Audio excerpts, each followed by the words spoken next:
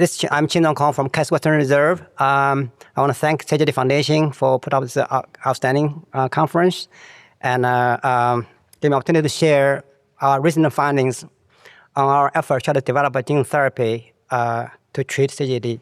There's no need to remind the audience that we need a therapy for CJD urgently, last year, not today.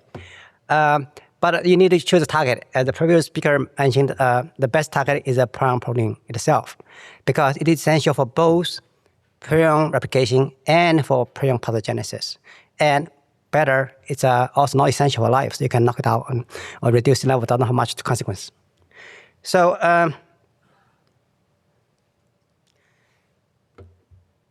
but the best approach, I believe, like many people believe, is to reduce or lower the cellular prion protein level in the brain tissues. So to treat the disease based on pathogenesis process, the prion protein will first be converted to the PRP-SC form, then misfolded the disease form, and then the disease form or maybe some kind of replication intermediates need to induce some kind of toxicity through some signaling events. So either the PRP-C itself, the PRP-C itself, or the conversion process or the signaling process can be targeted for treatment. So this basically 4 strategies target different targets. But all those strategies can benefit from reducing the cellular PRP protein level itself, because that's the source of the problem. So to reduce the PRP level, there are multiple approaches. As can delineated there. You can do that by inhibiting the PRP gene transcription or its translation through using antisense oligonucleotides or SOs, or use hRNA, which I'm going to use, or siRNA, which is kind of small molecule used directly by itself, or use by introducing some cryptic splice site to kind of reduce the transcription or translation. Then you can use transcription inhibitors, like Sangamo was using, or use epigenetic editor, can kind of modify promoter to knock down the transcription level itself. Or you can directly knock out PRP gene itself, or use more the best editing approach, which David Liu developed in his lab to reduce the transcription by modifying gene itself. Another approach is to, instead of targeting the gene or the mRNA, we can target the PRP protein itself by enhancing the cleavage of the prion protein, which is I'm trying to develop using the enzyme called ADMA. I can give more detail later. All right, there have been lots of efforts previously trying to develop therapies against the CJD or prion disease in general. Initial efforts focused on small molecules and not prion molecules. Later, more recently with anti-PRP antibodies. Unfortunately, although those approaches works well in rodent models against the rodent prions, they do not do well in humans or human models with human prions. Recent efforts by using ASOs or use a hRNA approach targeting the PRP mRNA has been, and also the Sangamo's effort using transcriptional repressor did do well in mouse models against mostly the rodent-adapted prions, and even later case also against doing well in non-human primate model.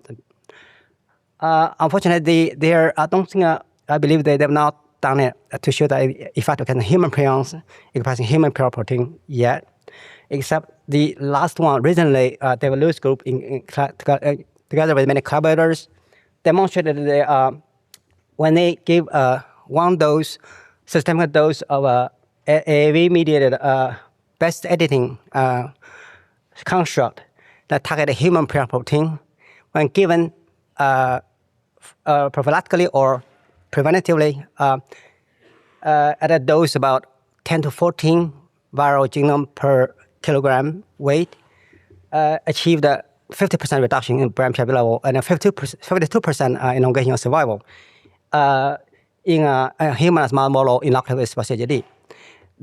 It's very outstanding finding, exciting. However, it still needs to be demonstrated whether when it's given at a disease stage, at a lower dose, hopefully, can still be effective. That's going to be demonstrated. So our approach, as I mentioned earlier, is that we try to use a mouse model, humanized mouse model, because human prion protein, and inoculate with this human CJD prion, and then give the treatment at clinical onset, not before. Then we use the recombinant AAV viral vector to deliver either the siRNA targeted the human PRP protein, mRNA, or express the ADAMA gene that can cleave the PRP protein directly. And this can be done by using ARVs that are packaged with one of the 3 blood-brain barrier penetrating capsids that allow them to be delivered systematically through intravenous, or in our case, mouse model orbital, which is basically like intravenous. And then we do that in a humanized mouse model, TG40 or TG40H, which overexpress human PRP at different levels to allow for more speedy results.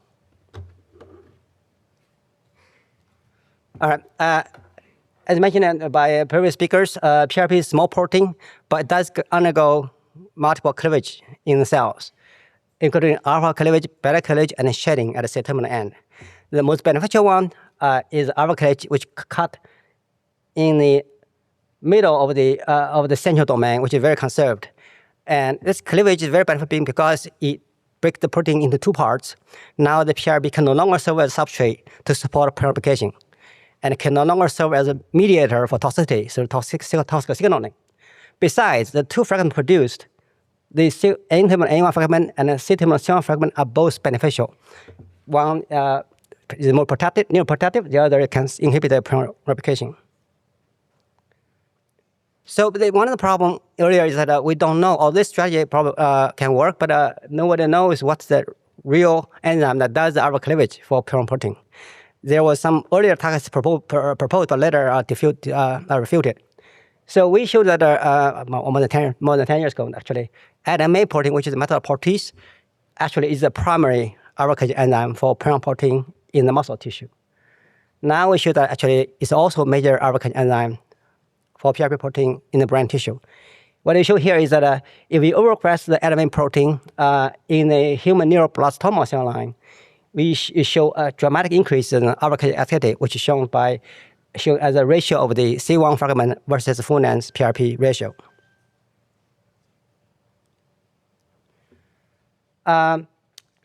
We show that also in primary neurons isolated from ADAMA knockout mice, you see more than 60% knockdown or reduction in the alpha cleavage activity. More importantly, when we overexpress ADAMA delivered by the RNA vector in the human neuroblastoma cell line, we also see very dramatic knockdown to the PRP level, about 96%. And if we introduce into the mice delivered by RNA vector packaged by the CPP16 capsid, it reduced PRP in human mice, reduced PRP by around 60%. If it's in the T40 mice, which express 1.5 normal level, or about 48% in the T40H mice, which express about 3 times normal level. That's the ADAMA approach, but with the siRNA approach, which target human PRP mRNA for degradation, this shows that when we deliver this is by plasmid. Actually, it's a very by plasmid. It already achieved this high level of knockdown. And if we deliver by virus, packaged by the B10 capsid, which is a capsid that has designed by the Caltech lab, that is very effective in some mouse models and targeting the brain more specifically. In this case, we showed about 26% knockdown when given a pretty high dose, 6 times 10 to 13 Vg per kg. So it's not as good as hoped. We showed that with the same RV prep, if we give it to the wild type of C5 black sex mice, we actually the knockdown is pretty much more impressive, 57%. So that's the knockdown effect is, of course, related to the level of PRP expression. When we use HRNA delivered by the RV packaged with the PHP-EB capsid, we showed, I think, a very significant knockdown. If you give it a little bit higher dose, it can achieve more than 50% knockdown. So with this kind of preliminary experiment, we show that both ADAMA approach or the siRNA can both knock down PRP level significant in the brain of humanized mice. Now proceed to use them to treat CJD-infected human mice. So with this approach, what we do is we use inoculate several groups of T40 mice or T40H mice with CJD MM1, human CJD MM1 strain. Then we wait until the mice show clinical symptoms. They give them one dose of the RIV expressing either ADMA or sRNA. Some of them even given both at the same time to see whether combined if was better or not. This shows that a mixed result. When it's treated with ADMA delivered by RIV with the CPP16 capsid, it did not show, in the C4H mice, did not show benefits in terms for survival. When given in the T40 mice, it did not show much benefit either when compared with the untreated mice. Actually, in this case, actually the survival time can reduce a little bit, suggesting some level of toxicity when the ADMA treatment is given at the clinical stage. The good thing is that when both are given, there's no significant benefit either. That probably the sRNA has some effect. Maybe the ADMA negated that little benefits. However, when given with only sRNA, when given with sRNA2 packaged by the less effective B10 capsid, we achieved about 10% survival extension. Remember that at the level of treatment, the PRP level in the brain only were reduced by about 26%. So that's probably expected there was a relative reduced effect. However, when they're given RV with sRNA1 packaged by the PRP-EB capsid, which is more effective at a lower dose, actually pretty low dose, I think, for this kind of systemic treatment, we achieved about, so far, at a 15% survival extension. More importantly, of these 4 mice, 2 mice still living happily so far. So I'm expecting them, forward expecting to live much longer. So we're going to see more benefit with time. So this is here showing a survival curve of the T40H mice treated with the B10 RIV with HRN2, so the less effective one. But you can see the clear survival extension, although short, but it's clear. So I hope we're convinced that the intravenous administration of one low dose of RIV expressing good HRNA can lead to significant survival extension. So probably shows high potential for future application in clinical treatments after, of course, many steps further before we can do that. On the other hand, the ADMA approach somehow, unfortunately, did not work as I hoped. That did not seem to show benefits, probably even some toxicity. However, I did not give up on this approach yet because the toxicity of ADMA potentially related to that it has multiple targets in the brain, in the tissue, not just the Prion, but other molecules are also targeted. So in the future, I hope to modify ADMA so that I hopefully targeting more specific to the PRP protein. Hopefully, toxicity will go away. We still can use that. Finally, I want to thank all people who contributed to the study.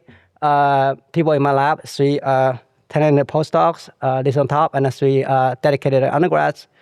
And all the collaborators from different institutions provide either IV capsid plasmids, the knockout mice, the Prion material, and of course, most importantly, also important, can you help appreciate the help from the funding agencies, particularly CJD Foundation, Strive for CJD grant, and also the 5 families who provide general support for this study.